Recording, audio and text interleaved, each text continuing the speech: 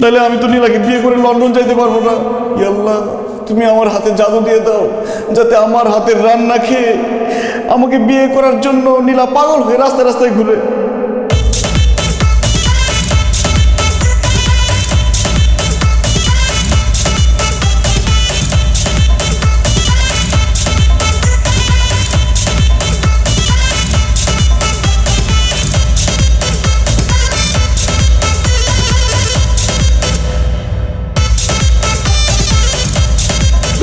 মাছের মাথাটা দেই, আগে মুরগি দিয়ে খাইয়া লই। এই টেস্ট করে দেখ কি লাগছে।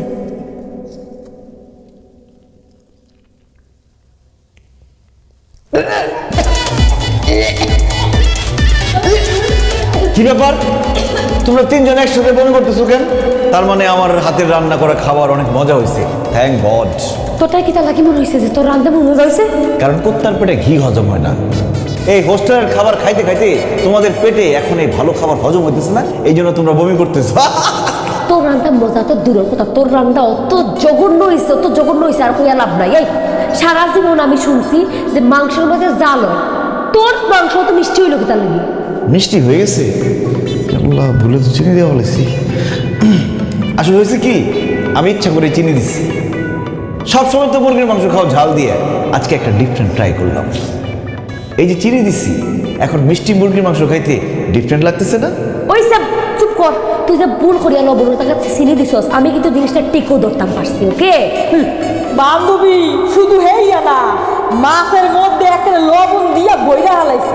তাই না, মুরগির মাংসের মধ্যে তুমি চিনি দিছো, তা তুমি মাছের মধ্যে একটা লবণ দিছো তুমি গিয়া। আসলে চিনির বয়ম আর লবণের বয়ম দুটো দেখতে একই রকম। তাছাড়া চিনিও দেখতে যেমন, লবণও দেখতে তেমন। আমি কি বুঝবো নাকি কোনটার মধ্যে চিনি আছে কোনটার মধ্যে লবণ আছে? এই জন্য একটার মধ্যে চিনি দিছি, আরেকটার মধ্যে লবণ দিয়ে দিছি। এখানে তো আমার কোনো দোষ নাই, দোষ তোমাদের। তোমরা চিনির বয়ম আর লবণের বয়ম একসাথে রাখছো কেন? আর রাখছো যখন, একটা মধ্যে লবণ একটা মধ্যে চিনি লিখে রাখলে কি হইতো? আচ্ছা ভাই, আমি বুঝলাম তুমি না হয় চিনির বয়ম আর লবণের বয়ম গুলাই লাইছো, কিন্তু ভাই লাউর মাঝে তো জাল খেলা দিলা তুমি। জাল খেলা তুমি চিনছো না নি ভাই? এটা বলতে পারো আমার ভুল হয়েছে। আমি তো জীবনে কোনোদিন রান্নাই করিনি, আমি বুঝবো কিভাবে যে কতটুকু মরিচ দেওয়া লাগে, এই জন্য মরিচ বেশি হয়ে গেছে। কিতা তুই জীবনে কোনোদিন রাঁধছস না? তুই কিতার লাগে আমারে করছস, তুই বিয়ার বাদে রান্ধিয়া খাওয়াইবে আমারে? হায় হায় রে, মিথ্যা কথা বললে আমার ধরা খেয়ে গেছি। আমি আসলে জীবনে রান্না করি নাই, আমি তোমাকে পড়ানোর জন্য মিথ্যা কথা বলছি।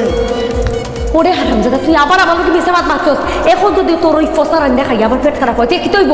তাইলে আর কিতা হইতো? তাইলে তুমি খালি বাথরুমে যেতে আর আমি তোমাকে স্যালাইন এনে দিতাম। এই তুই খানো দূরে উদ্বস কর কইলাম, নইলে এখন তোর রান্না করা খাওয়া তোর ডিফাই খাওয়াই। নীরা, তুমি আমাকে কানে ধরতে